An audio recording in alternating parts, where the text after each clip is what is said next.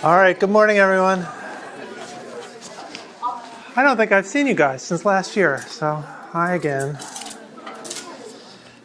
Okay, so today we're going to pick up with the medicinal chemistry of some 3 types of therapeutics used to control blood pressure. We'll do ACE inhibitors. This stands for angiotensin converting enzyme, or ACE inhibitors. We'll do ARBs, which are angiotensin receptor blockers. By blockers, what they mean is antagonists. And we're going to also talk about direct renin inhibitors. All right, so why are these important? Is this too loud? Seems awfully loud to me. All right.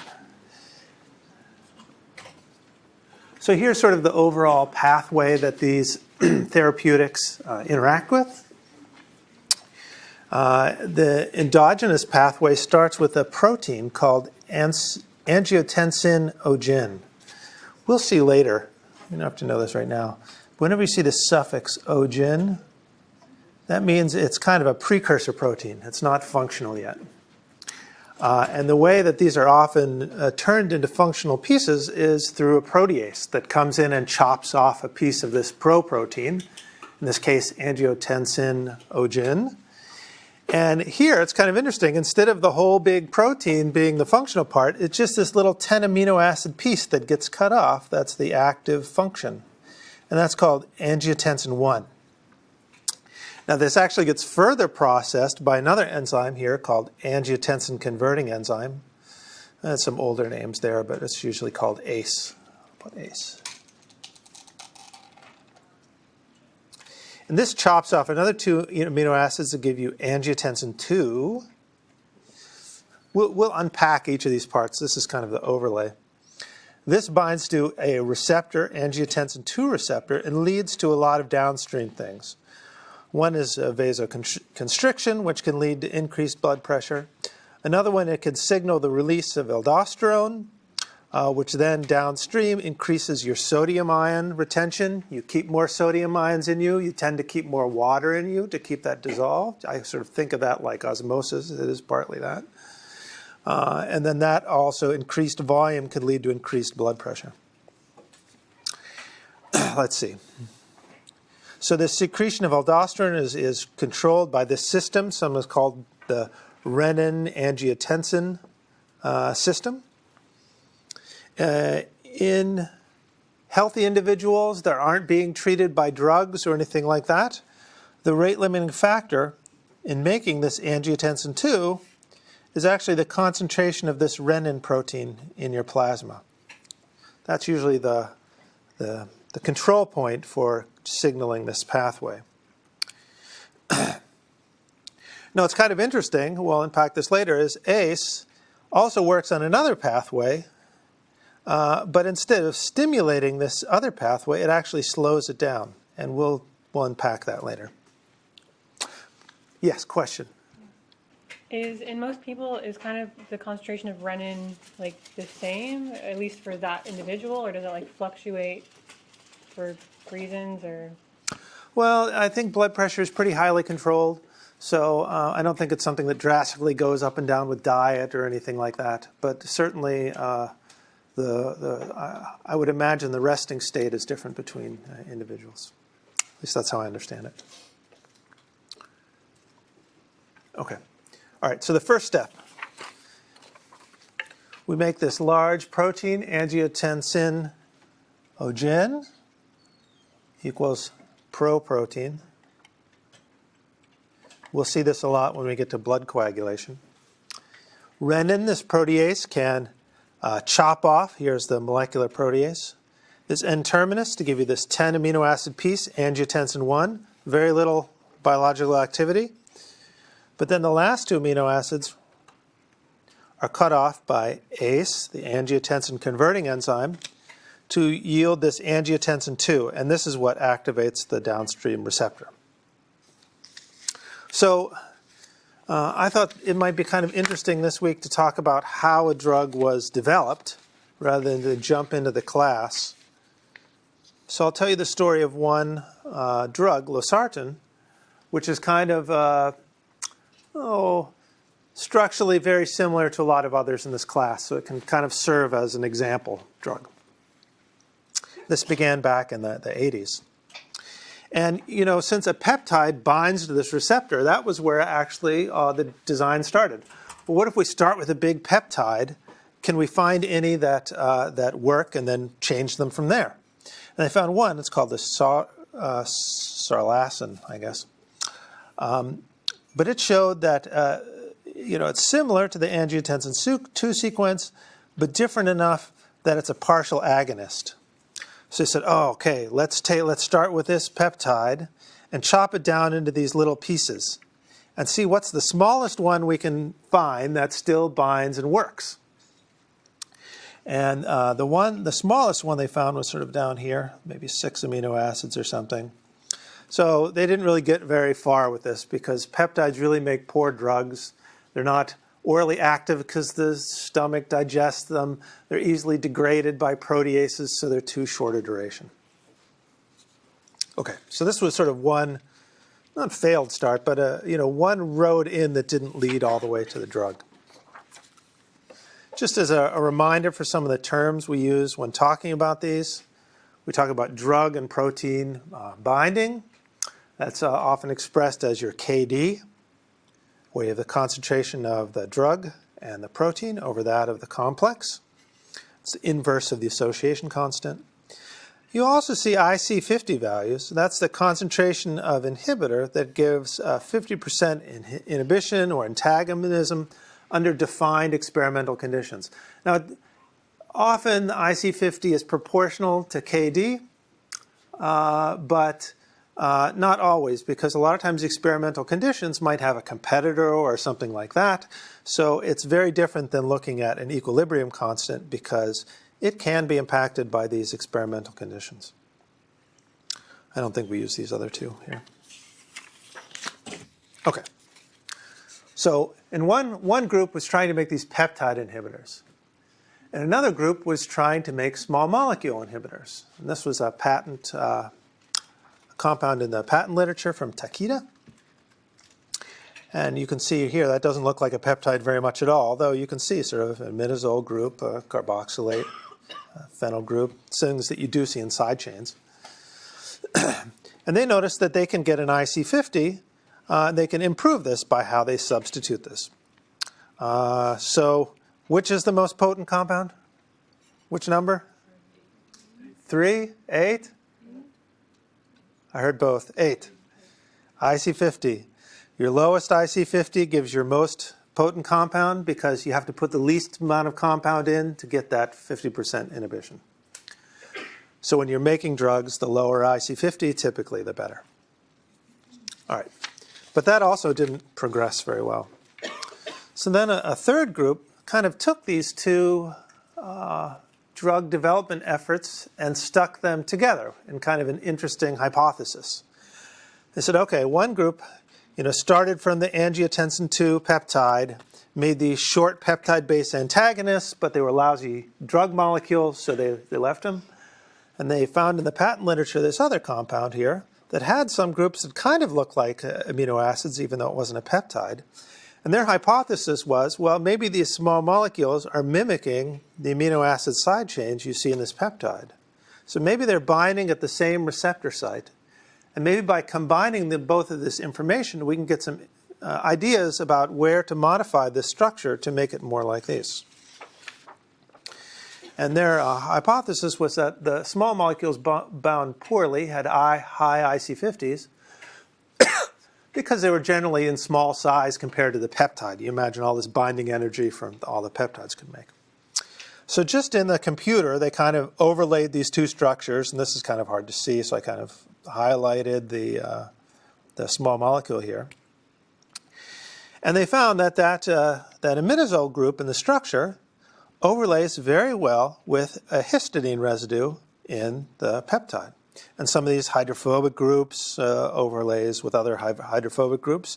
And it gave them this idea, okay, this phenyl group here, this goes right along where this peptide backbone binds. So when the small molecule binds, this should be an empty pocket on the enzyme. So what if we just build out from this this phenyl ring? We ought to be able to build into where the pocket is in this receptor, which we don't know what it looks like, and we ought to be able to build a more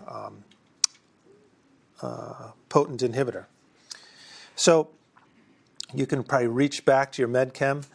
When you do this overlay like this to find out the important parts of the molecule that bind, this was called finding the pharmacophore by superimposition.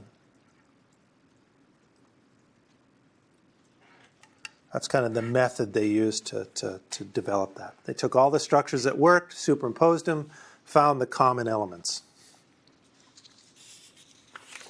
Okay. So we want to build on that phenyl ring, but what do we want to put on there? So they looked at the angiotensin peptide, and they said, oh, a couple of these residues can ionize to an anion. So let's put an anionic group on here. Right off the end there that thought might build into the peptide. And they do. They found that the IC50 is about 10 times lower than the compound they started with before. So the same sort of process was continued. Here they add another phenyl ring, keep on building into that pocket, and you get an even lower IC50, now in the nanomolar range. And now they're making sort of an interesting substitution. They have this carboxylate, and they put this unusual group on here. And then now you're about 20 nanomolar. And this is actually the final drug in their process called losartan. Now I'll unpack that. This negatively charged group is called a tetrazole. You don't see it a lot probably in organic chemistry, but you see it more and more in drug design because sometimes carboxylates have some liabilities in drugs, but they're great for providing that negative charge, you know. Your pK is about 4, so you're predominantly in that anionic state. But tetrazoles are kind of interesting because in some ways they kind of mimic these.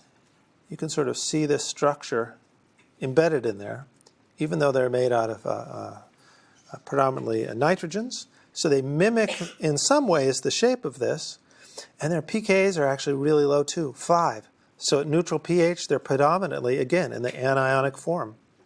So this is providing some of the same properties as a carboxylate, but changing some other ones. That's called the isosterism, if you use isosteres to replace these functional groups. Anyway, that's what was done for the carboxylate, and that resulted in this final drug called losartan. So this was all done without the benefit of a structure. So the method they use to do this is called ligand-based drug design. Remember, there's a couple different ways to make drugs, and this is one, ligand-based drug design. So you can guess some things about what the receptor, this angiotensin 2 receptor, looks like. You know, if you have this negative charge, there's probably a positive charge nearby. These lipophilic things, there's probably lipophilic residues nearby responsible for that binding. Now, losartan, even though it was based on angiotensin 2, that peptide, and built from there, it is a competitive antagonist rather than an agonist of this receptor for it called the angiotensin 2 receptor. And it's fairly specific. It doesn't interfere with any of the enzymes that process angiotensin 1, or angiotensinogen, or with the competing pathway.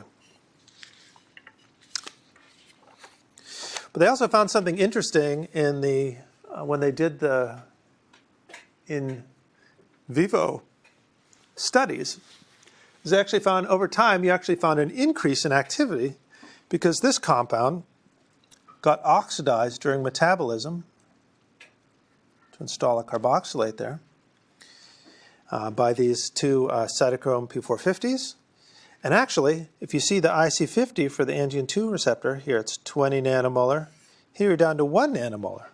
So it actually gets 10 times better upon metabolizing. You metabolize into something that's even more effective at being an antagonist. Now, we'll talk about later in the lecture the idea of prodrugs, where you give a compound that's not active and it gets converted into its active species. I would not call losartan a prodrug because it still has good activity by itself. It's just that it can get converted into something even better. About 14% of your oral dose gets converted into that species.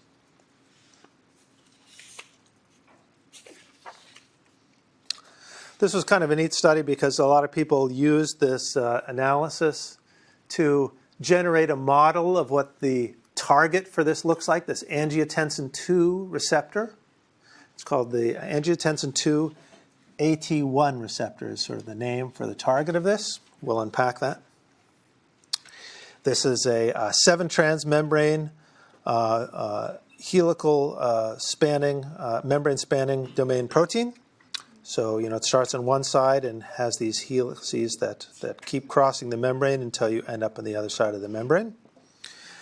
This protein isn't really splayed out like that. The helices packed together in a bundle, and the binding site for these molecules are in the center of that bundle, so you get residues from each of the helices making up that binding site. And that's what's shown here. It's kind of a top-down view of the transmembrane helices that are numbered differently. And they propose, okay, maybe we have some positive charged residues that come in and point to this tetrazole because that's what forms the negative charge. Some hydrophobic ones by the hydrophobic group.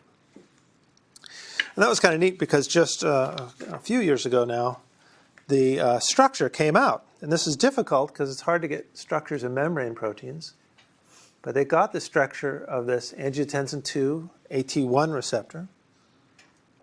And they found it really confirmed a lot of the predictions made by this, the ligand-based drug design and this prediction of what the receptor might look like. The particular arginine residue, positively charged, which makes a nice salt bridge, or ion pair, with the tetrazole group. A lot of hydrophobic residues around this hydrophobic area, etc.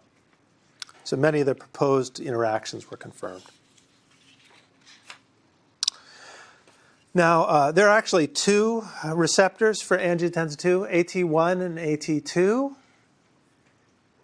AT1 has this high affinity for losartan and then the other drugs in this category.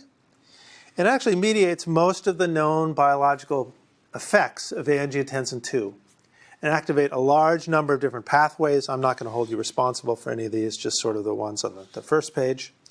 There is an AT2 receptor, but there's some selectivity. It's only low affinity for losartan, doesn't bind very well, and the function of that receptor is still fairly poorly defined.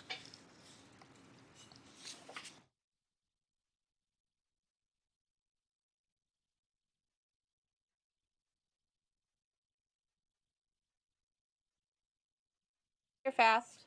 Your microphone went out.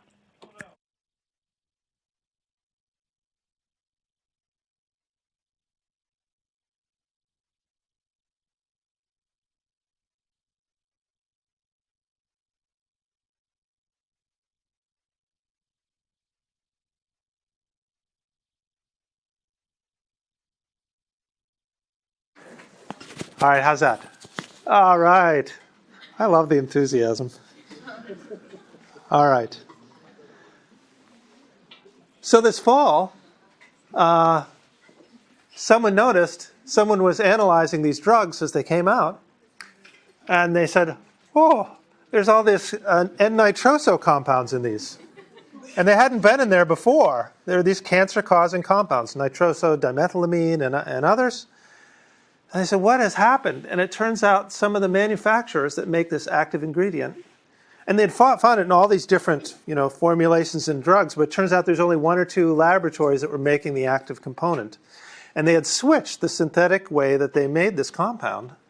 And that introduced this new possibility for contamination that wasn't there before, and no one caught it. And there's some, and this is just sort of coming out this fall.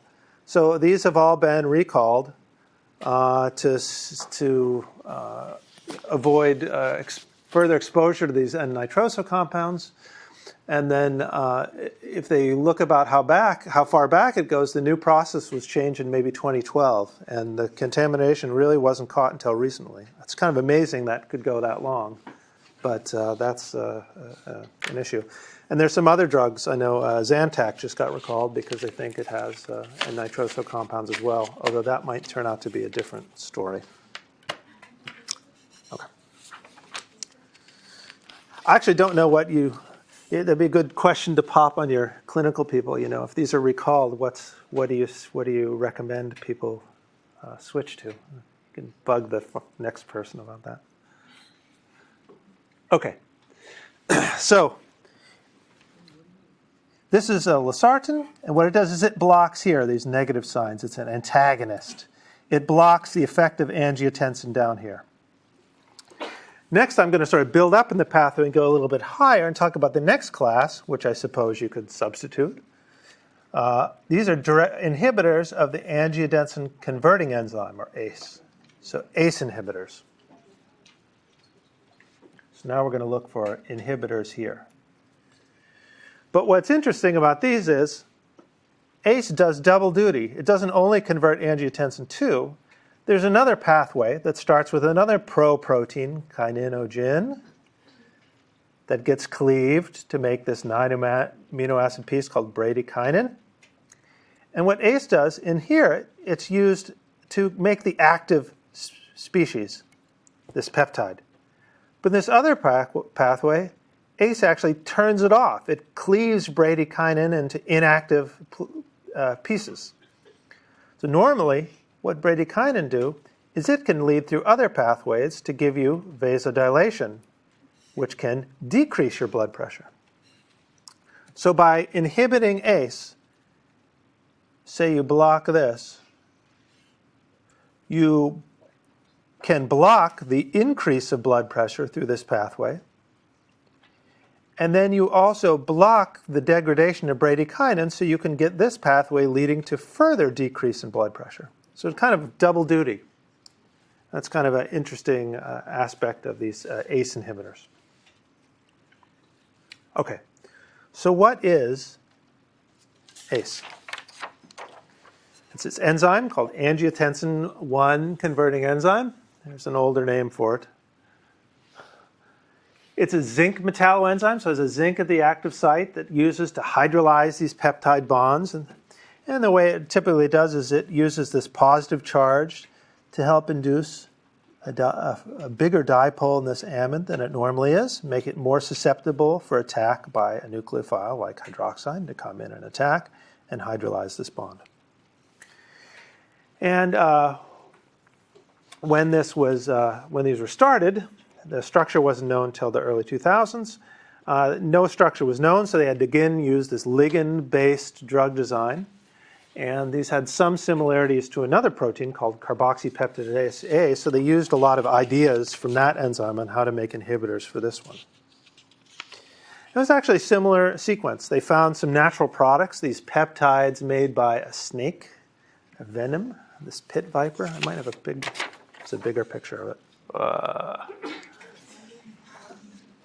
But it has a very venomous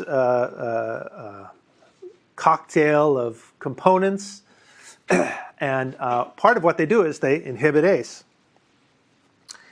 And they have kind of an unusual modified glutamate and then this tetrapeptide. So they did the same kind of thing here. They chop up this peptide. How small can we get it? And it still works.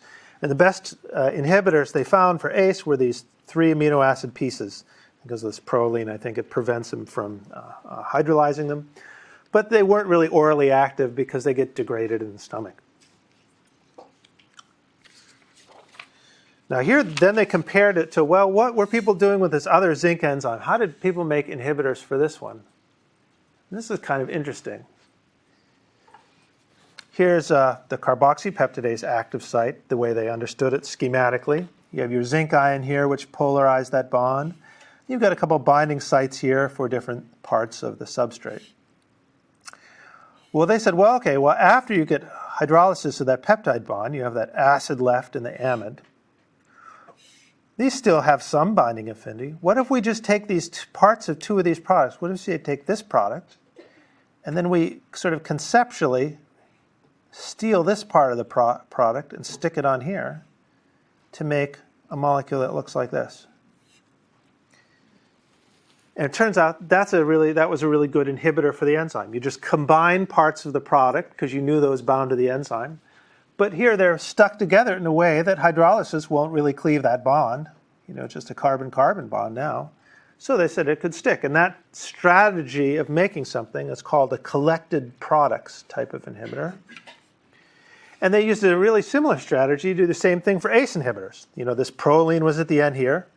They kind of varied the distance here, and they put a carboxylate because they knew that's what the peptide normally cleaved. And it turns out, just from those first principles, they found a weak inhibitor of ACE. A great place to start.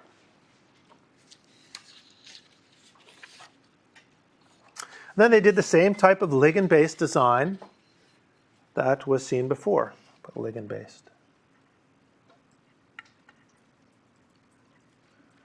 Drug design. Here they said, okay, we designed this carboxylate to bind to the zinc. What else binds to zinc? Let's just swap in a different isoster. Well, they can put in a thiol group that hydrolyzes again, so you have the anionic group, but it's something different. And that was actually a much more potent inhibitor. Now you have this thiol there. They went through a whole series of these, and just some of them are shown here on this slide in developing, finally led to the development of the final drug, which is called captopril. That's right here. So I thought maybe we'd break things up and do a think, share, pair. And on this table, they have a kind of an unusual ranking called relative Ki, and that's defined here. So I'm going to ask you a question on, does the higher number mean better or worse binding of this to ACE? And then maybe go through here and rank the priority of these different groups in terms of which is more important for potency. And then we'll come back and we'll sort of take a minute, look at it yourself, turn to someone next to you and discuss it, and then we'll come back and talk about it in class.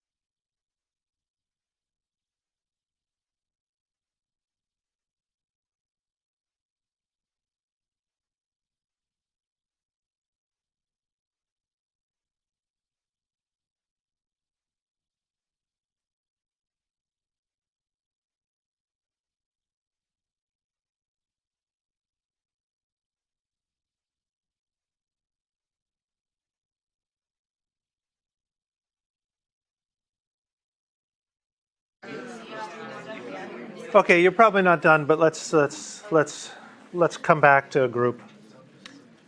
So, if something binds better, binds more potently, should this relative Ki be higher? Lower? All right, right. Your Kd, say captopril, we'll just assign it as 1 relatively. If your Kd is less, it means it binds more tightly, so that'll lead to a smaller number. If it binds worse, that'll be a larger number, and it'll lead to larger Ki. So yes, the larger the number, the worse binding. Okay, let's rank the importance of each factor in binding affinity. We have the carboxylate group, the methyl, the distance between these two, the ring, stereochemistry, and this having the thiol group there. So, all right, how should we do this? Let's, if it's the most important, let's put your hand up when I put my hand on it. Okay, so is this the most important? A couple hands. This one. This one. Couple more hands. How about this one? No. This one? This one? A few hands. Not a lot of consensus. How about this one? Did I stress? All right. So what I would do is I'd say, which is the biggest difference between 1 and the largest group here? And I'd say, all right, here's the largest increase. So if I compare these two molecules, I can say, what's the difference between these? This is the same, that's the same, everything's the same, they just got rid of this carboxylate. And just by getting rid of that one functional group, it binds 12,000 times less tightly. So that's really important for binding. That make sense? All right. 1. So what's the next one on here? The distance. Right. So here, everything's the same. You kind of stretch it out a little bit more. I would say this one would be number 2. What's the third? The RSH. What's an SH called? Thiol. Thank you. I feel better. Now, carboxylate, it's still negative. It's an isoster. It still works. It just doesn't work quite as good. You know, the differences are being a little bit different. I'm sorry, I should have compared it up to there. 3. And 4 and 5 are kind of similar. 120. So if you get rid of the rest of that ring, you know, just having these methylenes helps some, but not a lot. And you can see that if you switch the stereochemistry here, instead of the methyl coming out of the page, it's going back in the page. That hurts it some, hurts it 100-fold actually, but it's, you know, not as important as some of these other things. But having that methyl group there is important. It's probably the least important, because if you take it out, it still works. In fact, putting it in the wrong direction is worse than just taking it out altogether. So anyway, this is the type of structure-activity relationships. This is kind of the key tool in medicinal chemistry, is to look at how these changes in structure impact the biological function in sort of a very rational way. And we talked about that stereochemistry. It's kind of interesting. If you look at it, here, this methyl group is coming out. We could assign the RNS. I don't think I'll do that today. But you see the one that works the best, where the methyl group is coming out, that really matches the same stereochemistry as the alanine-proline dipeptide that this whole thing started from. That's probably because what you're actually doing is describing what the pocket on the enzyme binds like. Here we're just looking at it from the ligand, what works, you know. But this is kind of like you're in the dark and you're putting on gloves, and oh, my left hand fits in this glove, but the right one doesn't, so the thumb must be on this side, you know. So it's a way of telling something about the binding site just based on this ligand base. So again, this is another example of ligand base drug design. Okay. So there were some pros and cons of captopril. It was very effective for treatment in hypertension and also congestive heart failure. Had good therapeutic effects, but also came with some downsides. People had unpleasant side effects with it. They'd lose taste, they'd get these rashes, and people just would stop taking it because, I mean, if your blood pressure goes up, you don't really notice it. But if you get a rash, you'd notice it right away, right? So there's lack of compliance for these. So, and the idea that the researchers had was that because captopril has this thiol, they thought that was maybe the culprit of that. There's not very many drugs with thiols, maybe half a dozen or something, and a lot of them have these types of side effects. Here's another one, this D-penicillamine had similar side effects. That's what led to their hypothesis. So what they did is they took the thiol, okay, and they come back here and they put the carboxylate back in. And again, they lost potency because it didn't work quite as well. But then they did some other functional substitutions to get back to a more potent inhibitor again. Again, it looks like a peptide, but you know, it provides a potent binding. And that led to this drug called enalaprilat, shown here. And you can see some of the same kind of features you saw in captopril. This ring, kind of like proline, this thing kind of like alanine there. And then this carboxylate, so that collective products drug design that binds to the zinc, and then sort of a hydrophobic group to stick it in there. And it also led to developing one called lisinopril, which is kind of interesting. Sometimes I try to think how to remember this. It's almost very similar, but you have this long chain with amine. That kind of looks like lysine. So I think lisinopril. Anyway. But this enalaprilat also had a problem. And it had poor oral absorption, so that was only used for injection. So to get past this, the researchers used a prodrug design. And this would actually be a prodrug. And the way they did it, I'll unpack that, is they took one of these carboxylates here that would normally be anionic, and they turned it into an ester.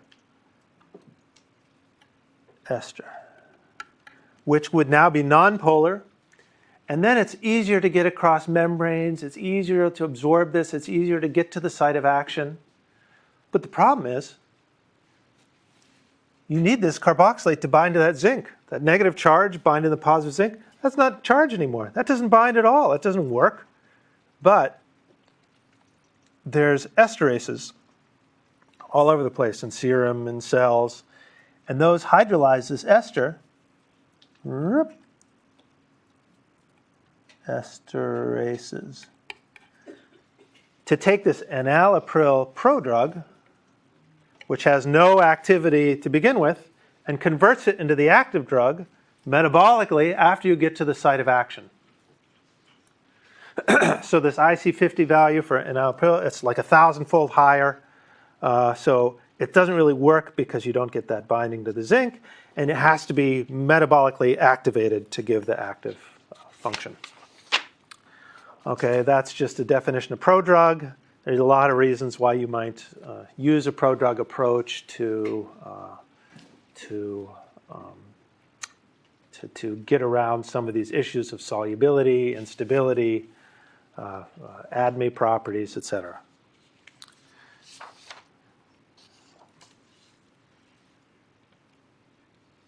Yeah, and you can make the same kind of comparison we did with captopril here. You know, it looks very similar to this peptide substrate. Some of these things are conserved, even though you don't see these peptide bonds down here. You do see sort of similar, this collected products and similar side chains that you do to the peptide. And it also explains why the chirality is important, because the peptide, normal endogenous ligand for ACE has the same chirality.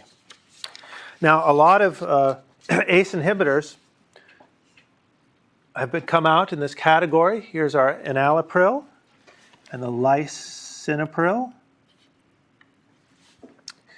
And if you look at these, you see a lot of things the same. The carboxylate, sort of the stereochemistry here, and almost all of them have this ester group. There's quinapril, ramipril, spirapil, benazepril. Some of these names talk about what they are. Some of these ring structures are expanded a little bit. That seems to be where a lot of the diversity is. But all of these in this whole thing have the same chirality at these positions, and all of them are prodrugs, with one exception, and that's the lisinopril. And I don't really know why, to be honest, but my guess is you have this side chain. It's probably positively charged, so it probably helps mask this negative charge here. So the overall charge of it is just 1 minus instead of 2 minus like you'd see in the activated versions of these. But that's the only one in this category that's a prodrug, and you can tell it just by looking at it.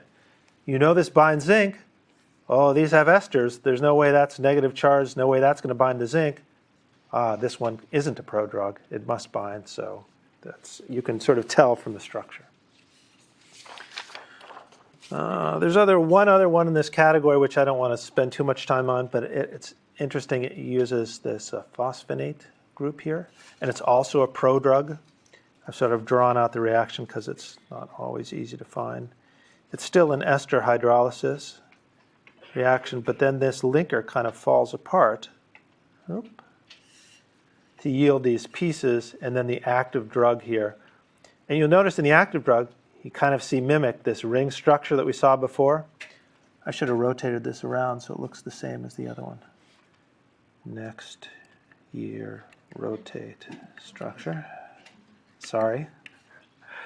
You see this chemistry is the same. And here, instead of a carboxylate or a thiol, which can make that negative charge, here they use this phosphonate to make a negative charge. So you can kind of understand how this works. They're just different isosteric groups plugged into these different parts.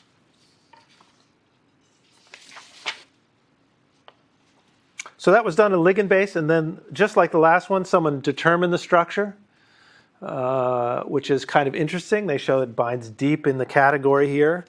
And what I'll do is I'll pull up on Chimera, which I'm sure you all have very fond memories of. That was sincere, wasn't it? And let's see. I'm getting old. All right.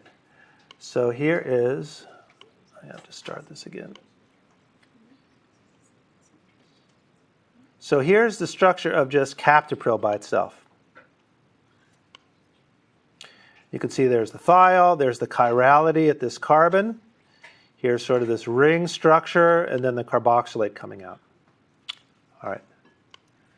So if we look at it, bound to ACE, which is kind of neat after doing all that ligand design, base design, seeing what it actually looks like in the protein. So here's the ACE protein. How would you describe that protein? What's the predominant secondary structure? Alpha helical. Oh, yes. There are a few beta sheets in there if you look hard. There's some right there. Anti-parallel. But you'll see the drug is bind really at the heart of the protein. It's almost surrounded. I mean, it's really deep within that category, within all those helices. If you zoom in at the active site, it reveals all these interactions that we found out were important based on ligand design, but now you can just see them in the structure. Here's the thiol bound right to the zinc, like was hypothesized. The amide's kind of important. It makes this hydrogen bond. Here's that methyl group sticking up. And then this carboxylate was the most important thing, right?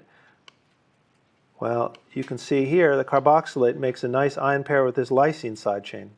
Ionic bonds, very strong. That's probably the most strongest, nice. It's probably the strongest interaction there.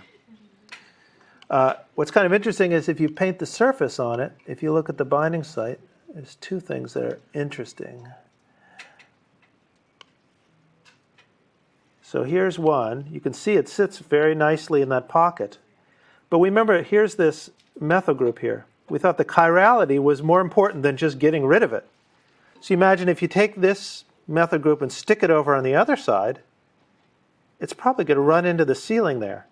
and just be a negative effect because it's too big to fit there. In fact, we can do a space fill. We can probably do that for space fill. Tools, no. Atoms, sphere. Yeah. See there how it fits in. You can see it fits in very nicely. There's a kind of a little nook where the methyl group fits. And here's that hydrogen atom. If you're trying to stick a methyl in there, you can see why it would be sterically unfavorable. It sort of explains what we learned from the ligand. And the other thing that's I think is kind of interesting, this is kind of a cutaway view of the protein. But if you kind of rotate it a little bit, you can see there's a channel that comes from here all the way through. And a lot of times you think that the binding site is very, small, but here it's this huge binding site, all right, that goes all the way through the protein. Maybe I can do it like this. So, any idea why the binding site is so huge in this enzyme? Well, our drugs are small, but the endogenous substrate for ACE is actually really big, right? It's this 10 amino acid piece. It's this huge peptide, so it's got to fit in there somewhere. Our drugs we've just defined with such high affinity, you can bind at just the key small site in there. But the reason the binding site is so big is its natural substrate is this peptide that it has to cleave. Okay. Make sense? All right. Let's come back to reality. All right. Let me finish up. One more drug to cover. So we talked about losartan and the other sartans, angiotensin receptor blockers. I like antagonists. It's a little bit more descriptive. You have your ACE inhibitors. Those have dual effects because it affects both pathway. It both blocks this increase and it blocks the decrease of this decreased blood pressure. It blocks the degradation of the compound that leads to decreased blood pressure. That's a better way to say that. And there is another class which even works higher in this pathway called renin inhibitors. We talked about that enzyme just very first, how the angiotensin gets converted into this 10 amino acid piece, which wasn't very active, and then converted by ACE. And there's a drug that hits this, and that's kind of interesting because in healthy individuals, renin is really the rate-limiting step for the whole pathway, so it makes sense to target it. And the drug is called eliskerin. I think there's only one in this category. I'm not going to go too much in detail on this, but it was a different process. Here, instead of ligand-based drug design, they actually had the structure of the enzyme. And they kind of knew some things that fit in different places. They knew this part inhibited the enzyme. They knew these things provided binding. And they used that structure to design the small molecules that might connect all these things together. Here's sort of the phenyl group, the hydrophobic group, this inhibitory group. And that led them to a good potent inhibitor, and that finally led to a very potent drug in the final structure. And again, these are mimicking peptides, but here it was sort of an opposite base. They started with the structure rather than just looking at the ligand, so it was a structure-based design process. Okay. So here's sort of the summary. To remind you, whenever I write tests, I look at this page. It doesn't mean that I'll have a question for each one of these, but that's what's most forefront in my mind when I said, what did I tell them was important in that lecture before I write the exam questions? We talked about the biochemistry of this renin-angiotensin system. We talk about IC50 values and KDs and how they're used along with this chemical modification and SAR. I should put SAR in. To determine what the pharmacophore are and lead to these lead compounds. We talked about the biochemistry of ACE, why it's important for inhibitor design. You have that zinc there that you're always trying to bind to, and you use this collective products type strategy to get there. We talked about the stereochemistry and the pharmacophores of ACE inhibitors and spent some time on prodrugs and how you can really a lot of times in this class of drugs, you can spot which are prodrugs and which aren't by seeing if there's an ester in that group that would normally chelate to the zinc. And then sort of rounded out with one example of this direct renin inhibitor. So, glad to be back. Any questions before we close for the day? All right. Thanks, everyone.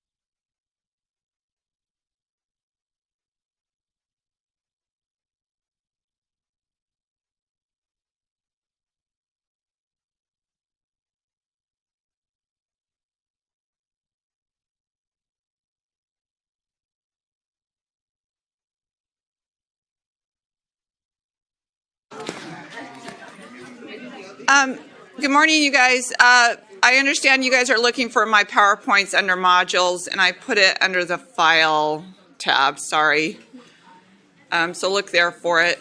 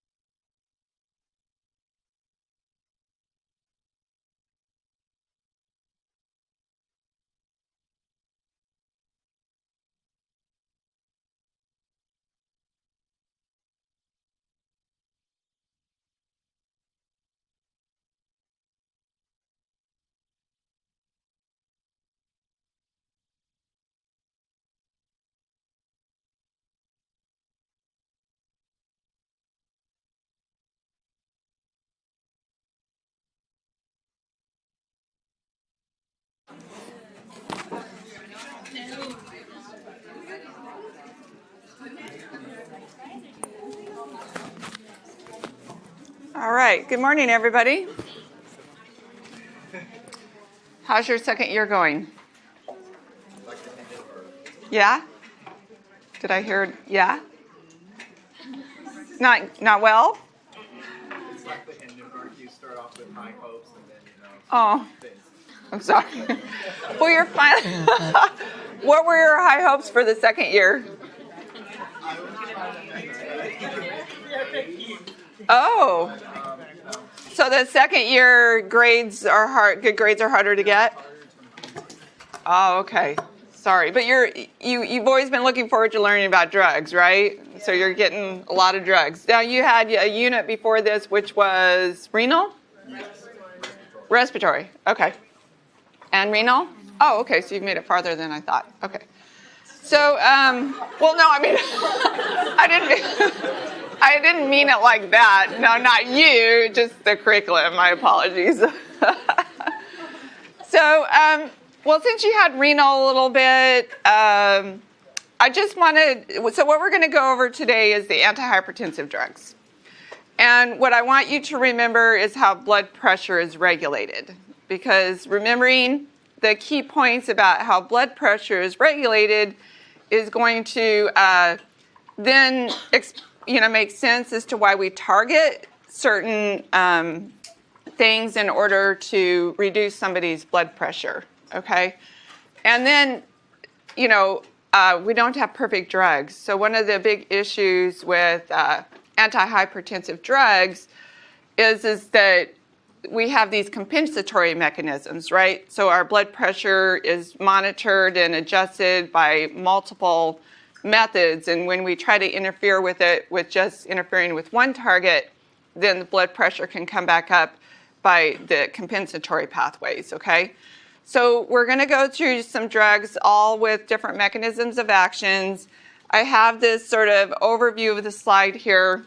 I don't know how to deal with a pointer. I don't really have a pointer anymore. So I just want to point out that for blood pressure, we've got the sympathetic nervous system, right? And it originates from the brain, okay? And then the sympathetic nerves affect the heart, and then they affect the blood vessels, okay? As you might recall, patients with high blood pressure typically have sympathetic overdrive, okay? So one of the things that we're going to try to do is we're going to try to interfere with the sympathetic nervous system. And when we do that, we can reduce heart contractility. So remember, cardiac output is the outcome of heart rate plus contractility, okay? So if we interfere with the adrenal receptors in the heart, we can reduce cardiac output, which would reduce blood pressure, right? The other way we can do it is through the RAS system, renin-angiotensin aldosterone system. So we're going to talk about drugs that interfere with this, okay? So this is the pathway. We're going to focus on it a little bit. And then we're going to talk about the centrally acting drugs as well that interfere with the vasomotor system, okay? And then lastly, we have these drugs that work directly on the vascular smooth muscles. Okay, so those are our major classes of drugs. So I have them circled and matched here by color. This is just an overview. We're going to go through them one by one. One thing that I don't really have over here, because I'm not going to hold you responsible for it, are these older drugs that interfered with the sympathetic nerve terminals. They were used for treatment of hypertension many years ago, but they had really severe side effects. So these are on this diagram more for historical purposes, but you won't really see them used in patients anymore. Okay? So just a reminder, we have the sympathetic nervous system affects heart contractility, heart rate. It also can affect vasoconstriction at the periphery, right? And this is where we start thinking about the differences between the receptors, where we have beta-1 receptors in the heart, okay, beta-2 receptors in the periphery, and then we have alpha receptors in the central nervous system, okay? We'll go through this step by step, but just kind of a recall. Now, the other things that we think about in terms of maintaining blood pressure is blood volume, right? Okay, so one of the groups of drugs that I'm not going to talk about today is diuretics. You'll get diuretics in the heart failure section, okay? What I've done is I've basically classified how we're going to go through these drugs based on whether they're primary antihypertensive drugs, meaning they're first line, okay, versus secondary antihypertensive drugs. So basically what happens with the primary antihypertensive drugs is you would put a patient on them first, and if the patient's blood pressure responds, you keep them on it. What might happen is over a period of time their blood pressure continues to increase. Then what you would do is you put them on the secondary drug, okay? But the secondary drugs aren't going to be used alone. And I'll explain the reason for that. Is usually what happens is there's a compensatory mechanism that keeps them from being effective when being given alone, okay? All right, so the first thing I want to focus on is the drugs that interfere with the renin-angiotensin aldosterone system. So as you may recall, we start our liver synthesize the angiotensinogen, okay? It then gets cleaved by renin. You guys remember where renin is? Just had your renal section. It's synthesized in the kidneys, and there it's very sensitive to blood pressure changes and perfusion in the kidneys. And that's strategically placed because that's, the kidneys are dictating blood volume, right? So renin is going to cleave angiotensinogen to angiotensin 1, okay? And then the angiotensin converting enzyme, which is on this slide here in circle because that's the one I'm going to go over first, then cleaves angiotensin 1 to angiotensin 2. And then angiotensin 2 is the one that has the direct effects. So it's going to work directly on the vessels to induce constriction, vasoconstriction, and it also induces aldosterone secretion, which then influences sodium and water retention to affect blood volume. Okay? All of this is familiar so far, right? Okay, so the drugs I want to review are in the RAS system. Okay? Actually, I think I went through this a little bit too fast. So the primary antihypertensive drugs are going to be the diuretics. Those are going to be discussed later. We're going to talk about the ACE inhibitors, okay, first. Then we're going to talk about the angiotensin receptor blockers. And then we'll talk about calcium channel blockers. So I want you to know which drugs are primary antihypertensive drugs versus those that are secondary antihypertensive drugs, okay? So the secondary antihypertensive drugs provide additional blood pressure lowering for patients who are already on a primary antihypertensive drug. So with these, we're going to interfere with the sympathetic nervous system. Okay, beta blockers, alpha-1 antagonists, we're going to talk about the RAS system, but the direct renin inhibitors are secondary agents. Then we'll talk about central alpha-2 agonists, okay, and peripheral adrenergic antagonists, and the direct arterial vasodilators. So that's how they're broken down. And then we're going to go first through the primary agents, okay? Okay, so what I wanted to remind you here is that we have the ACE enzyme here, that if we inhibit the ACE enzyme, then we're going to inhibit the conversion of angiotensin 1 to angiotensin 2. So everything downstream of here will be suppressed, which means we'll inhibit the vasoconstriction and will also hopefully reduce the blood volume effects of angiotensin 2. Okay. One thing I want to point out here is the ACE enzyme. It's also called kynurenase. All right. It has other functions in the body.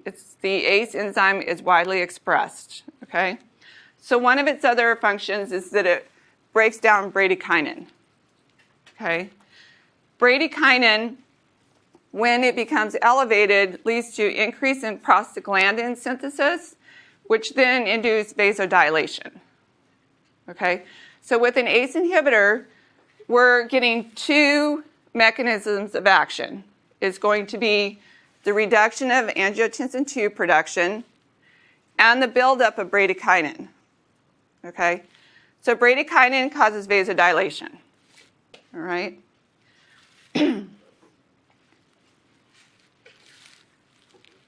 All right. So we kind of walked through this already. Talks a little bit about what renin does. We'll get to that a little bit later when we talk about the renin inhibitors and how, with the effects of angiotensin II in the body that regulate blood pressure. All right? Okay, so if we inhibit the ACE enzyme, we're going to reduce vasoconstriction, reduce aldosterone release, and the associated potassium. And then we're going to reduce water and sodium retention. Okay? So those are all very positive effects when we're trying to reduce somebody's blood pressure. And then we have the additive effect of bradykinin. Okay? Now, one of the unique things, a lot of you probably dispensed ACE inhibitors. Are these familiar to you? Okay, what is one of the big complaints that patients have when they take ACE inhibitors? Non-productive cough. Now, the bradykinin, the elevation in the bradykinin is what causes that dry, non-productive cough. Okay, so what I want you to remember about the ACE inhibitors is that it has two mechanisms of actions that help reduce blood pressure. But that comes at the cost of the non-productive cough, okay, because of the elevated bradykinin. Okay, and that's explained in this slide where it shows that you have the vasodilation, the reduced blood pressure, but also the increase in the cough. All right, so here's a list of the ACE inhibitors, okay. I don't think anybody's ever dispensed an ACE inhibitor that is an injectable form, right? So it's easy to kind of remember when you think about this that these are prodrugs. So when they're given, most of them are prodrugs. I've marked them here with the plus mark that are prodrugs, meaning that when you give them orally, they're hydrolyzed to their active metabolite in the body. Okay, and the only difference here would be captopril, all right, that is not a prodrug. This is something you want to think about when you have patients perhaps with liver problems, whether they would metabolize it appropriately or whether the half-life of the drug would be affected, okay? The other one is lisinopril. Now, yeah? What do the stars mean? The stars, I think that's just the trade name. I don't think, yeah, it's trade. Some of these have been out for so long that these are not their only trade names. Okay, you might have generic versions of these where you work that have a different name to them, but these are their original trade names. Okay, so yeah. Can you just repeat that thing you said about lisinopril? Lisinopril is also not a prodrug. Yeah. So you guys are, I noticed an announcement came out to you about your top 200 drugs, right? And which drugs of those top 200 drugs are in this module. And I looked through them and I think there's quite a few, right? I don't know that I specifically saw an ACE inhibitor, but there has to be one on there. Do you guys know? I have the list. I'll look at it. But basically how I tend to test is I'm going to test you on the category of drug, okay? But this year I think what I like to do, and I typically give an example for you to remember. As for example, I would say lisinopril. I want you to remember lisinopril as an ACE inhibitor. But because you're doing the top 200 drugs, I would like to use as examples, the top two, what's on your list. Does that make sense? Okay. So I'll send out a list, but you should have the list. If there's not one of these categories on your top 200 drugs, then I will give you an example to know. Does that make sense? Okay. All right. So when we give a patient an ACE inhibitor, what are we going to observe with their hemodynamics? And this is what makes these drugs primary antihypertensive drugs. So we see a reduction in cardiac output. I mean, we don't see a change in cardiac output or heart rate, which is good, because that would be one of the compensatory things, that if we reduce somebody's blood pressure, if the cardiac output or the heart rate go up, then that's going to cause the blood pressure to go back up, right? So we don't want to see that. There's no reflex in the sympathetic nervous activation, okay? And then these drugs are really useful in patients with chronic kidney disease. So what kind of patients are going to have chronic kidney disease? Hypertensive patients, heart failure patients, diabetic patients, right? I think we talked last year that patients with hypertension, they overlap with all of these other populations. So you'll see ACE inhibitors used quite a lot because they actually are very good for the kidneys in terms that they can reduce the amount of proteinuria that you see in your diabetic patients, and they stabilize renal function.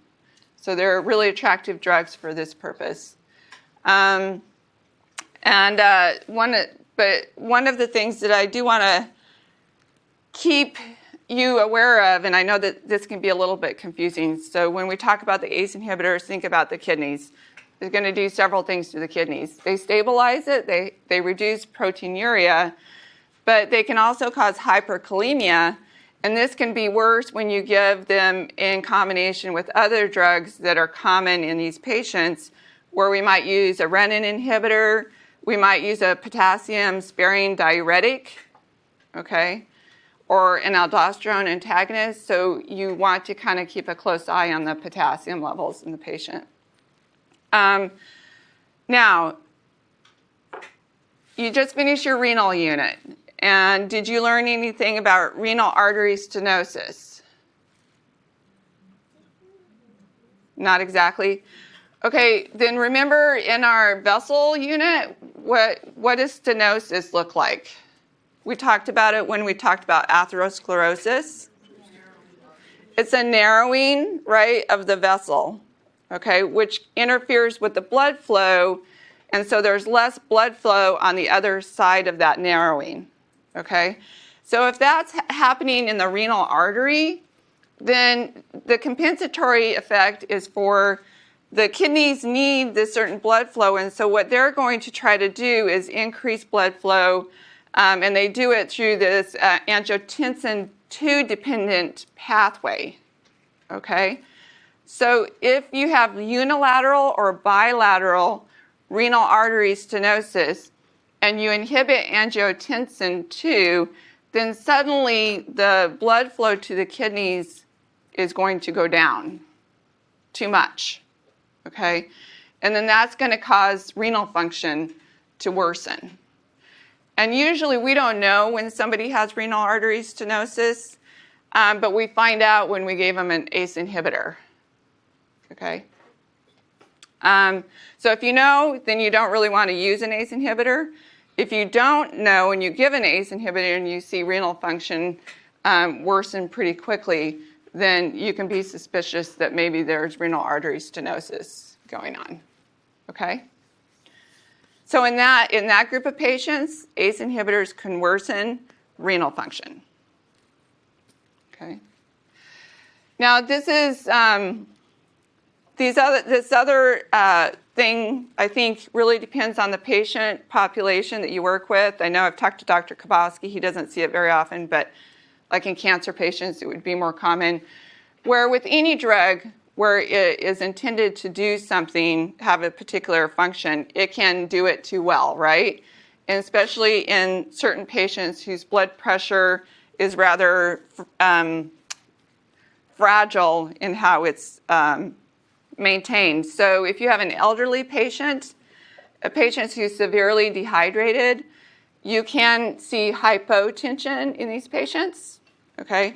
It's rather mild with the ACE inhibitors. It's worse with another group group of drugs that I'll tell you about later. And then if you give a patient NSAIDs in combination with an ACE inhibitor, then what do the NSAIDs do? Have you learned about NSAIDs yet? Okay. So what are they going to do?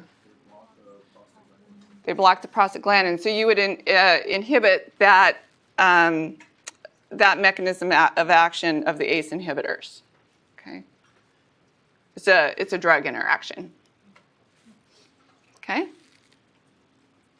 So side effects, the real common one is angioedema, is the cough, and then the angioedema, that's regulated through this bradykinin prostaglandin pathway. And then the hyperkalemia, you would be specifically concerned about it in patients who are at risk for getting hyperkalemia anyway, which is if they have renal disease or diabetes, or if they're on a potassium supplement. You'd be really surprised how often patients can be put on things and then everybody forgets that they're on a potassium supplement. And then all of the drugs in this pathway, the RAS pathway that I'm going to talk about, are contraindicated in pregnancy. Okay? That means that the RAS system is important for fetal development. Okay? So we'll go through this for each class of drugs, but in general, if you put a patient on an ACE inhibitor while they're pregnant, causes fetal hypotension and uria, meaning the infant doesn't make urine, or renal failure, can cause fetal malformations and death. It's really important for kidney development, this ACE enzyme is, okay? And so it's a category C during the first trimester and a category D for second and third trimesters. Now remember, we have pregnant women who have elevated blood pressure, so there are specific drugs that are more safe than these. These would not be one of the drugs that you would choose to use first. Yeah? Back with the drug interaction with the NSAIDs, does that mean patients on like lisinopril shouldn't use them at all? I don't think, what I would say is just be careful that maybe, if you have a patient who is hypertensive, they should be taking their blood pressure regularly. And if they're taking NSAIDs, are usually intermittently used, but if you have a patient who's using it a lot, then they might need to be put on something else for their pain, like acetaminophen, or they might need to have their dosage adjusted, something like that. Okay? Any other questions? Okay. All right. So the next group of drugs that I want to talk about are the ARBs, or the aldosterone receptor blockers. So here they're called blockers instead of inhibitors. And so, as we've talked about, if you were to inhibit the receptor here, angiotensin II would not be able to convey vasoconstriction or regulate aldosterone release. Now, to get into this in a little bit more detail, we actually in our bodies have two angiotensin receptors. We have AT1 receptor and the AT2 receptor, and they're very different. Okay? They're different in where they're expressed in the body, and they almost have opposite effects. Okay? So the angiotensin 1 receptor, when it's activated by angiotensin 2, causes vasoconstriction, aldosterone release, vascular remodeling, increase in oxidative stress, inflammation, atherogenesis, and thrombosis, all the bad things, right? Whereas if the angiotensin 2 receptor is activated, then we get vasodilation, growth inhibition, and anti-atherogenic effects. So these receptors are only going to block these drugs are only going to block the AT1 receptor. And I want you to remember that. And I want you to remember what these effects are. Okay? Yeah. Are the receptors 1 and 2, are they in different parts of the kidney? Or Yeah, they are. Okay. They are. But you don't need to get too specific about it. I just want you to kind of know that where they're expressed in general, that they have some overlap, but some distinct. More really want you to understand their different functions. Okay. Any other questions on that? Okay. All right, so if we block the AT1 receptor, we're going to inhibit the vasoconstriction, aldosterone release, the sympathetic activation that happens on the vessels, reduce ADH release, and then reduce the constriction that happens on the arterioles in the glomerulus, okay? So these drugs offer complete blockage of the receptor. They're very effective drugs, and they don't affect the AT2 receptor, which is good because it has positive effects for blood pressure, okay? Now, when you're weighing the differences between ARBs and ACE inhibitors, because they're working on the same pathway, the RAS pathway, one of the differences that you're going to trade off for the ARBs is the fact that they don't affect the bradykinin, okay? All right, so mechanism of action is they're going to relax the vascular smooth muscle cells, promote vasodilation, increase sodium and water excretion, which then reduces plasma volume, and then they're going to decrease cellular hypertrophy. This reduces blood pressure altogether. Now, the ARBs tend to take longer to have effect. So if you have a patient who comes in with acutely elevated blood pressure, this is probably not the drug you'd use to get that blood pressure down rapidly. Okay.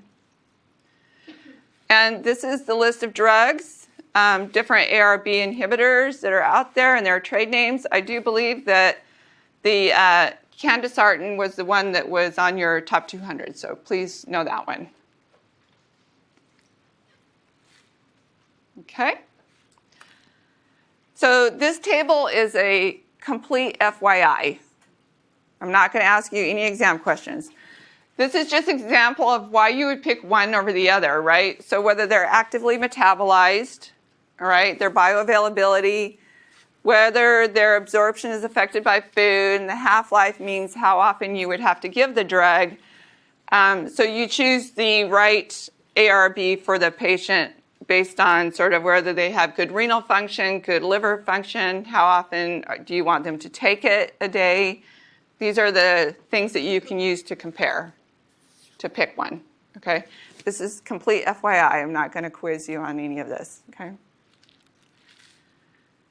All right. So much like the ACE inhibitors, these drugs can also cause hypotension, more likely in those patients who have cardiac failure or cirrhosis. They can also cause high potassium in the blood, okay? They can cause cough, but not nearly as often as the patients who are taking ACE inhibitors. Okay? They can reduce renal function because they interfere with the RAS system. And again, the pregnancy, they're generally contraindicated during pregnancy. They're not drugs of choice. So in this way, they're very similar to the ACE inhibitors. Okay? Yeah. What's the cause of cough since bradykinin is not affected? Okay, if you look at the list of side effects, you'll see cough on there, but it's really barely higher than placebo alone. So my guess is it's a cough that, you know, we might get because of allergies or something, and it's seasonal, but they experienced it while they were on the drug. It's not really a major concern at all. Unlike the ACE inhibitors, where it's pretty consistent that they do cause it. Any other questions? Okay. All right. So now I want to talk about the renin inhibitors because they're part of the RAS pathway. But remember, the renin inhibitors are not primary antihypertensive drugs. They're in the secondary category. Okay. So this needs to go back a little bit because renin cleaves the angiotensinogen to angiotensin 1. So that's where it is in the pathway. And we only have one that is available on the market. It's Alscarin, okay? And so what this, as I mentioned, renin is only synthesized in the kidneys, so it has a very specific function. And so what it does is the kidneys closely regulate their blood flow. When blood flow is low, renin synthesis and release is going to increase. Okay, so it's much more specialized than the ACE enzyme is, all right?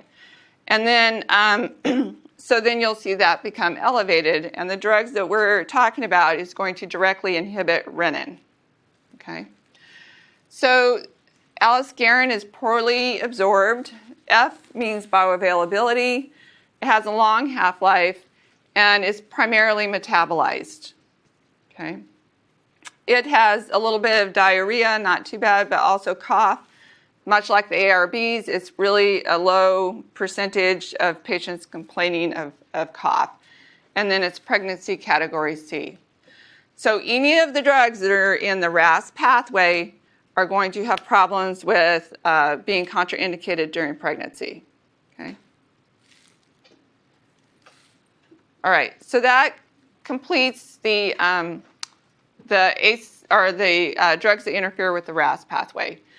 What I am going to just say here is with many of the drugs that we use in this pathway, you will see an increase in renin if you're looking at the blood levels of renin.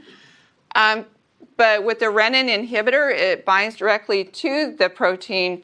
So usually that's not real relevant in terms of whether it looks like that would cause resistance to the drug. Okay? And note that for the most part, the drugs that I talked about here, I'm not talking about a change in cardiac output. I'm not talking about a change in fluid retention. These are why these drugs are primary drugs for hypertension. Okay, any questions? Yeah. You said that they don't have fluid retention, but one of them, they act on the ADH release, the ARBs? They'll inhibit ADH release. This is when the AT receptor is activated. So when we inhibit it, you'll have the opposite effect. Okay. Any other questions? Okay. So the next class of drugs I want to start on, I know it says that that I'm not supposed to go over calcium blockers until Monday, but the other drugs I won't have time to cover if I don't cover calcium channel blockers today. Okay. So if you recall, calcium is really important secondary messenger in both the cardiac myocytes as well as the cells within your blood vessels, right? And much of that happens through two mechanisms, and it's described here. So for the vascular smooth muscle, calcium is going to come out of the sarcoplasmic reticulum, and it's going to come through the L-type calcium channels, right? And then the elevation in calcium is then going to bind to calmodulin, and then lead to the changes in myosin light chain kinase, which is the opposite effect is if you activate the beta-2 receptor in the periphery. Remember, if we activate the beta-2 receptor, that causes relaxation in the periphery. Here, if an increase in calcium occurs, then it causes vasoconstriction, okay, in the vascular smooth muscle cell. So what we would like to do is reduce calcium, okay, cytoplasmic calcium, to reduce contraction. Okay. Now, calcium channel blockers are broadly classified into two different groups. Okay. One is the non-dihydropyridines, which is on the top of the slide here. And these are probably very familiar drugs to you called verapamil, diltiazem. Do those sound familiar? Okay. Anybody know what those are used for? Are they used for hypertension or are they used for something else? They're generally used for more like antiarrhythmic drugs. Okay, because remember, calcium is also really important for conduction of the potential through the heart. Okay. So we're not going to talk about this class of drugs today because we're focusing on blood pressure. We're going to talk about the dihydropyridines that work more in the periphery, okay? Because we want calcium channel blockers to cause a reduction in blood pressure, but not to interfere with the conduction of the heart in these patients, okay? All right. So the dihydropyridines, they're more potent peripheral vasodilators than the non-dihydropyridines. Okay. Now, when these drugs first came out, we had immediate release products. You won't really see those anymore because after they were out for a while, they were associated with an increase in mortality and myocardial infarction in patients. So you see now that they are given as sustained release formulations. Okay. Now, these drugs aren't pure, so you can give a patient a calcium channel blocker, and then they might also get a reflex and sympathetic discharge, which is then look as though the patient becomes tachycardic. Okay, increase in heart rate. They can have dizziness, headache, flushing, and edema. Okay, so this is where we begin to start talking about, okay, we did something to reduce blood pressure, but then there's a side effect associated with it. And one of these especially is a compensatory side effect to increase blood pressure again. So these are the different calcium channel blockers that are used, and I believe nifedipine was on your list of top 200, is it? Yeah, okay. All right. So the non-dihydropyridines are cardiac and vascular acting, so then they would reduce the heart rate and they slow AV node conduction. So that's why I'm talking about their use only as antiarrhythmics. So say you have a patient with AFib or something like that. Okay. They can have negative inotropic effects, so they can affect the cardiac output as well. We have some different formulations, chronotherapeutic formulations, which means that the release of the drug out of the capsule is more during certain parts of the day and less during other parts of the day, because if you remember, your blood pressure changes throughout the day. When is it highest? Mid-morning. Mm-hmm. So then you get more release of the drug in the morning, and then it starts going down so that it better modulates blood pressure that way. Common side effects that you'll see with calcium channel blockers is anorexia, constipation, some peripheral edema, and some hypotension. Okay. Okay, so that pretty much covers the primary antihypertensive drugs. Okay. Now, I'm going to start on the secondary antihypertensive drugs. There's quite a list of them. Beta blockers you'll see used commonly, but they're not primary hypertensive drugs, but they end up being preferable for patients with some comorbidities, meaning other issues going on. On this list, I already discussed the renin inhibitors, so we'll cover beta blockers and alpha-1 antagonists hopefully today, and I'll cover the rest on Monday. So the beta blockers.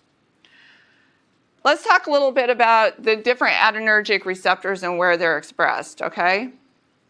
Anybody? We got the alpha and the betas, right? And the alpha-1 and the alpha-2, right? Where's the alpha-1 receptor expressed in the body? In the vessels. Okay, where's the alpha-2 receptor expressed?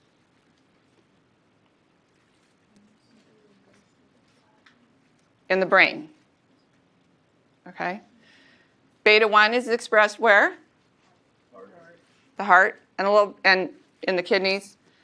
And then beta-2 is expressed where? Okay. So if we're trying to reduce blood pressure, what do we want to do to the alpha-1 receptor? Do we want to inhibit it or activate it? We want to inhibit it. Okay. What about the alpha-2 receptor? Do we want to? Where is the? If we're looking at the, where is the alpha-2 receptor expressed? Presynaptic, right? Okay. So would we want to inhibit it or activate it to reduce blood pressure? we want to activate it, right? Because then it'll turn down the release of norepinephrine and epinephrine, right? Or norepinephrine. Okay. So then beta 1, would we want to inhibit it or activate it to reduce blood pressure? Inhibit it. Beta 2, inhibit it or activate it? I say let's leave it alone. Right, because what would it do if we inhibited it? You cause bronchospasm, right? We don't want to do that. Okay. If anything, we might want to activate it, but we don't. Okay. So with that in mind, let's just kind of go through here. We're at the cardiac myocyte, okay? The sympathetic nerve is going to release norepinephrine, which is going to activate beta 1. We're going to kind of leave beta 2 out of the story here. That increases cyclic AMP. Then we also get an increase in calcium release, okay? And then that is going to cause cardiac myocyte contraction, okay? And then we've already talked about it. At the heart, it's going to be predominantly regulated by the beta 1 receptor, okay? And this is how contractility is affected by the heart. This is how heart rate is controlled. So with this, we would primarily be affecting cardiac output. Because there are some beta receptors in the kidney, we're going to have some effect on that, but most of the focus is going to be on cardiac output. When we look at the vascular smooth muscle, it's mostly beta 2 regulated, okay? And if that were to be activated, then we'd get vascular smooth muscle relaxation.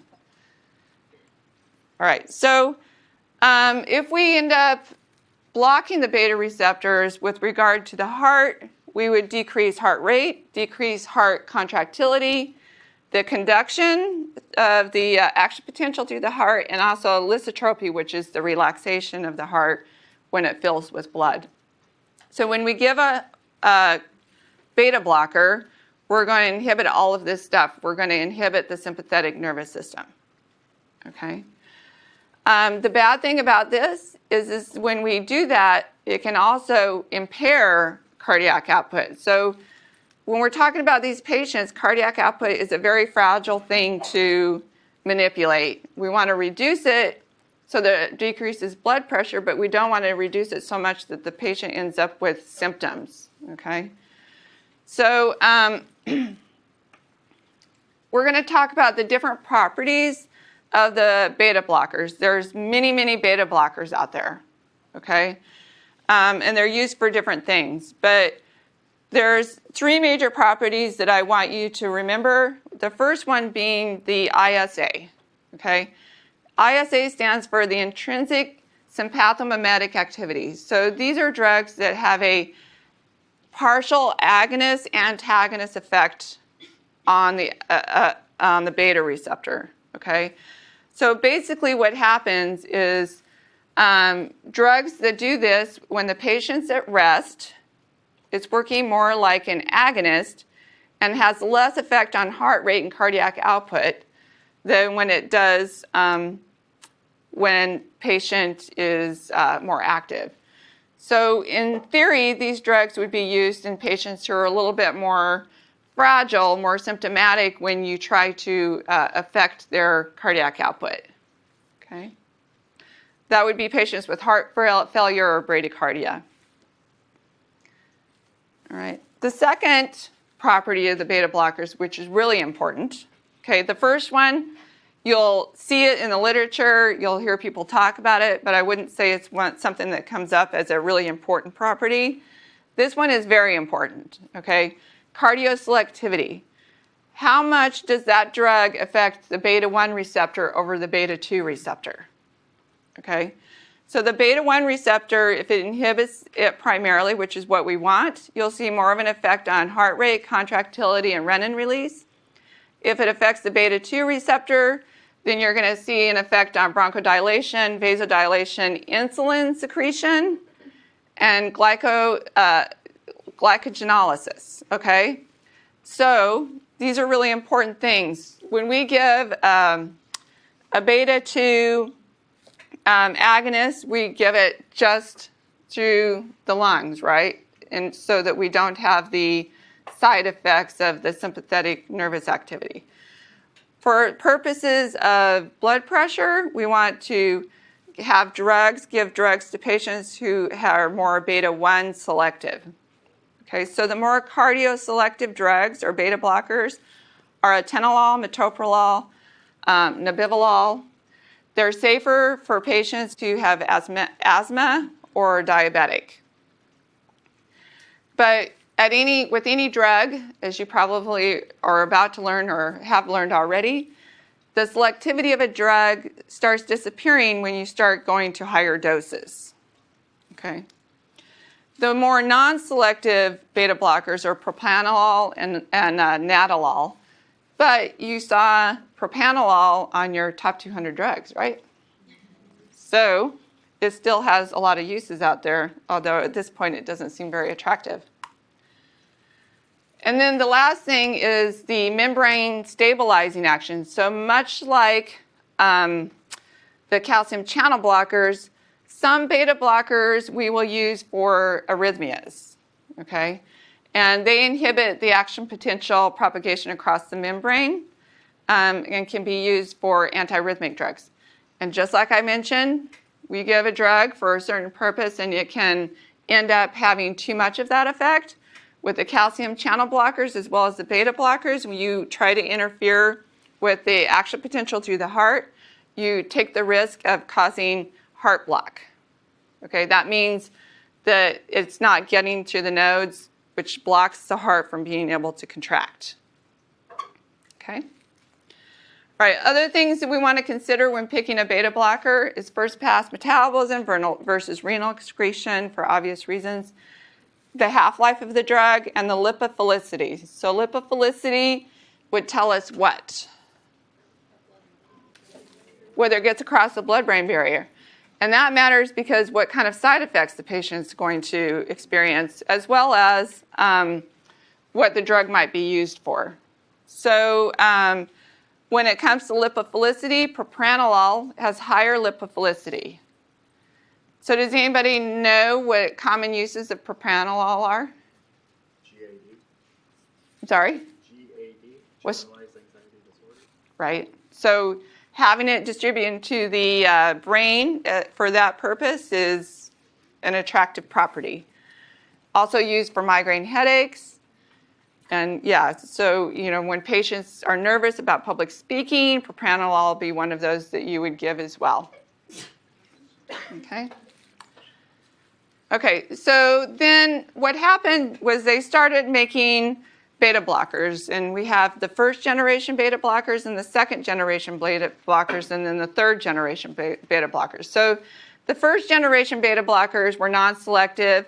They inhibited both the beta-1 and the beta-2 receptor, and they didn't really cause vasodilation. They had a risk of bronchospasm. That being propranolol is your example.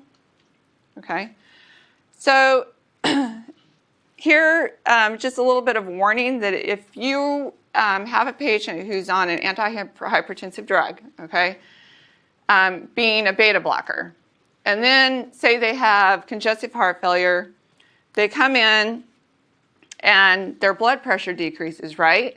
We talked about the different types of heart failure and how they're really kind of difficult to manage. So if that patient is on a beta blocker and they came into the hospital and you needed to give them epinephrine to increase their blood pressure, all right, what is going to happen?